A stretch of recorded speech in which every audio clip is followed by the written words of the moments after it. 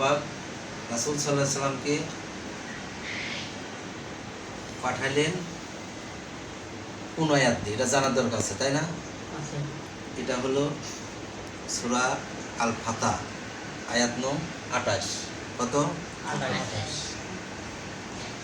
28। কি বললেন এই আয়াতে? আল্লাহ বললেন যে আমি আমার রাসূলকে প্রেরণ করলাম। প্রেরণ শব্দ অর্থ কি? পাঠানো, পাঠাইলাম। আমি আমার রাসূলকে পাঠাইলাম সত্য ধর্ম সহ। কি সহ? সত্য ধর্ম সহ এবং সত্য পথ নির্দেশ। সত্য পথ শব্দ অর্থ কি? সিরাতল মুস্তাকিম, মানে সহজ সরল পথ। সত্য পথ নির্দেশ এবং সকল ধর্মের উপরে জয়যুক্ত করার জন্য। এখন সকল ধর্ম, তাহলে ওই সময় ছিল অনেক রকম ধর্ম, খ্রিস্টান ধর্ম, হিন্দু ধর্ম, অনেক রকম ধর্ম এরকম ছিল। সকল ধর্মের উপরে জয়যুক্ত করার জন্য। আর কী দিয়ে জয়যুক্ত করলেন এটা জানার দরকার আছে না? যে কী দিয়ে জয়যুক্ত করলেন? উনিকে যে পাঠালেন সকল ধর্মের উপরে জয়যুক্ত করার জন্য, কোন কি কর্ম করে কি করে উনি জয়যুক্ত করলেন, তাই না? তাহলে উনি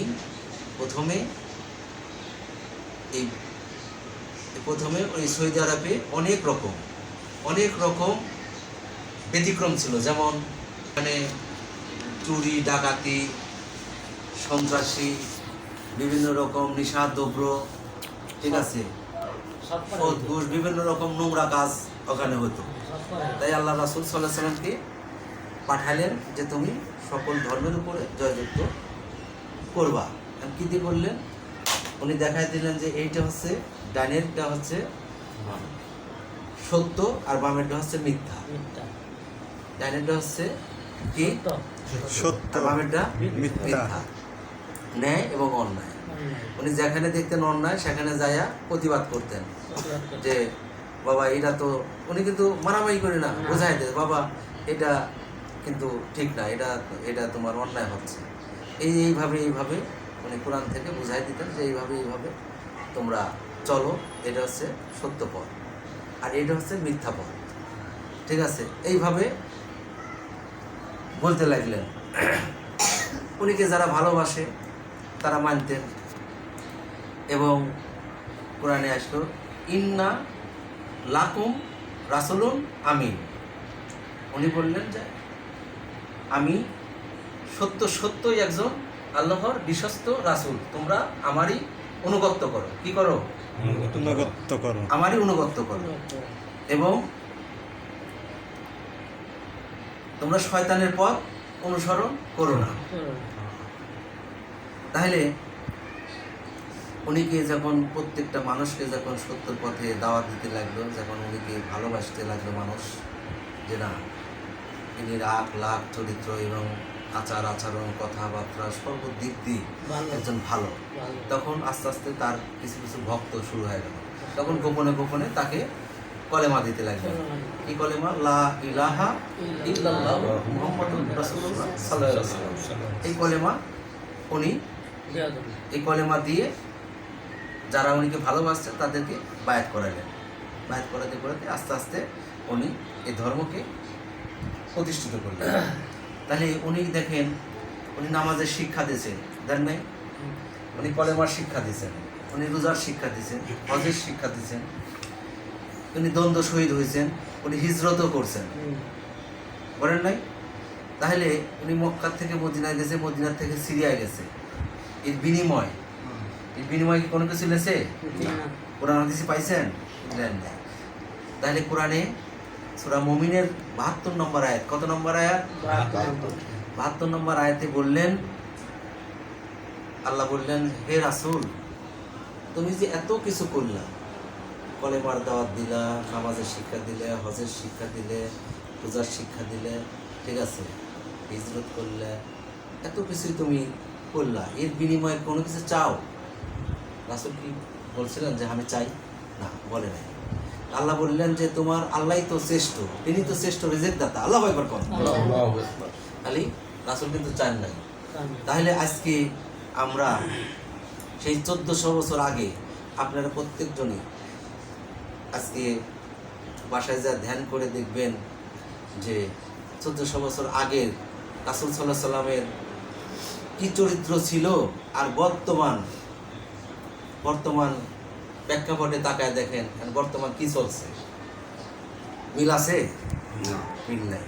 তাহলে ওই রাসূল সাল্লাল্লাহু আলাইহি সাল্লামের সত্য আদর্শ, সত্য আকীদা এবং সত্য ধর্ম আমরা এই শুধু বাংলাদেশে না, বিশ্বে জাগ্রত করতে চাই না? চাই না? আল্লাহু আকবার বলুন। চাই না? চাই না? চাই। যদি চান তাহলে এটা হলো আল্লাহরও এটা হুকুম ছিল, রাসূলের হুকুম মেনেছেন, এবং আমিও চেষ্টা করব মানুষকে এই সত্য পথে দাওয়াত দেওয়ার জন্য। কারণ আমার কাছে যারা আসে তাদেরকে নিষেধ আছে, বাবা তোমরা কোনো রাজনীতির মধ্যে যাবে না, এবং কোনো নিষাদ্রব্য খাবে না, এবং কোনো নিষাদ্রব্য বিক্রি করা যাবে না, এবং কোনো রকম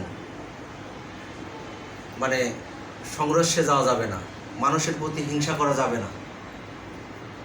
মানুষকে চেষ্টা করবে তোমার যেন আখলাখ চরিত্র কিংবা সর্ব আদর্শ দেখে যেন মনে করে যে তুমি কোন দরবারে বায়াত গ্রহণ করছো। ঠিক একজন যদি মনে করে যে না ওই নূর বিশ্বাস পাক দরবার শরীফে এই সাদ্দাম কি ফরহাদ শরীফুল এরা যারা বায়াত গ্রহণ করছে, না রে এরা খুব আদর্শবান এবং মানুষের সাথে কোনো রকম হিংসাহিংসি করে না, মানে কোনো রকম ব্যতিক্রম চলাফেরা করে না, এবং হালাল রোজগার করে, হালাল খায়, যাতে মানুষ বলে নাকি। নাকি যেমন আপনার একটা যদি কুসন্তান থাকে, মানে ধরেন একটা দুটি সন্তান, আপনি এটা আছে কুসন্তান, এটা আছে সুসন্তান। এই কুসন্তানের জন্যই কিন্তু বলবে এই ছেলেটা কাটে অমকে, আপনারা কি পাঁচই জন্ম দিয়েছে। আবার একটা সুসন্তান যদি এই ছেলেটা কাটে না রে ভালো একটা সন্তানই জন্ম দিয়েছে। এইরকম যে কোনো দরবারই হোক না কেন, ওই দরবারের যে ভক্তই থাকুক, যে সদস্যই থাকুক, ছাত্র থাকুক, এমন আদর্শ গড়ে উঠতে হবে যাতে, যেমন আল্লাহ রাসূলের আদর্শ দেখেই মানুষ তার কলেমা পড়ছিল, তাই ওই রকম আদর্শই গড়ে উঠতে হবে যাতে তোমার আখলাখ চরিত্র দেখেই একজন এই দরবারে আসে যাতে বায়াত গ্রহণ করে। আল্লাহু আকবার। আল্লাহু আকবার। এটা হলো আমার আদেশ। তাই কোনো মানুষ এই পৃথিবীতে, আল্লাহ বলছে আমি এই পৃথিবীতে যা কিছু সৃষ্টি করছি কোনো কিছু অনর্থক সৃষ্টি করি নাই। অতএব আল্লাহর সৃষ্টিকে তোমরা ভালোবাসবে, কোনো মানুষকে তোমরা হিংসা করবে না, যার যার কর্ম তার তার ফল, নাকি যার যার কর্ম তার তার ফল। বিচারের মালিক কে? আল্লাহ। হিদায়াতের মালিক কে? আল্লাহ। তাহলে আমার আরেকজনের যে মাথা ব্যথা লাভ নাই। আমি আল্লাহ কোরআনে বলছে তুমি উপদেশ দিতে থাকো। কি দিতে থাকো? তুমি উপদেশ দিতে থাকো, তোমার উপদেশ মুমিনের জন্য উপকারে আসবে। আল্লাহু আকবার। আমি আমার কাজ কি? আমি আল্লাহর গোলাম, আমি উপদেশ দেব। এই তোমরা আসছো, আপনারা আসছেন না? আমি কোরআন থেকে কথা বলতেছি। এখন আপনাদের ভালো লাগতে পারে, খারাপও লাগতে, এটা আপনার ব্যক্তিগত বিষয়, ভালোই লাগে, তাই না? তাহলে আমার কাজ কি? উপদেশ দেওয়া, গ্রহণ করার দায়িত্ব আপনার। আপনি তো জোর করে গ্রহণ করাতে পারবো না। ইসলামে এরকম কোনো বলে নাই যে তুমি জোর করে মানে ধর্মে নিয়ে আসো, এরকম কোনো কিছু নাই। আল্লাহ কোরআনে বলছে যে ধর্ম নিয়ে কেউ জোর জবরদস্তি করা যাবে না। তুমি ভালোবাসে তোমার ধর্মে নিয়ে আসো। কি নিয়ে আসো? ভালোবাসে নিয়ে আসো। ঠিক আছে না? নাই? যাক, তাহলে আমরা সবাই আল্লাহ ও রাসূলের আদেশ ও নিষেধ মেনে চলবো, নাকি? ইনশাআল্লাহ। এবং রাসূলের সত্য আদর্শকে বুকে ধারণ করব, নাকি? ইনশাআল্লাহ। আমরা আল্লাহরও দেখি নাই, রাসূলেরও দেখি নাই, দেখছি কারে? কোরআনে মুর্শিদের কথা বলা হয়েছে। আমরা সেই মুর্শিদের কাছে যাব, মুর্শিদের কাছে যাইয়া তার থেকে সুশিক্ষা অর্জন করব এবং আরেকজনকেও আমরা শিক্ষা দান করব, নাকি? এটাই তো।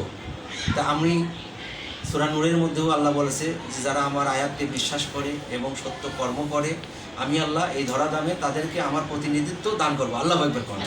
তা আপনারা যদি সবাই আল্লাহর প্রতিনিধি হন, আমার কোনো সমস্যা আছে? আপনারা যদি আল্লাহর ওলি হয়ে যান, আমার কোনো সমস্যা আছে? আমি তো ওইটাই চাই যে আপনারা সবাই আল্লাহর ওলি হয়ে যান এবং আল্লাহর প্রকৃত খাঁটি বান্দা হয়ে যান। আল্লাহ কোরআনে বলছে আমার খাঁটি বান্দাদের কোনো শাস্তি হবে না। না। আল্লাহ একবার কর। তাহলে আপনারা খাঁটি বান্দা হতে চান না? ইনশাআল্লাহ। কে কে হাত তোলেন, কে কবুল করে নেয়।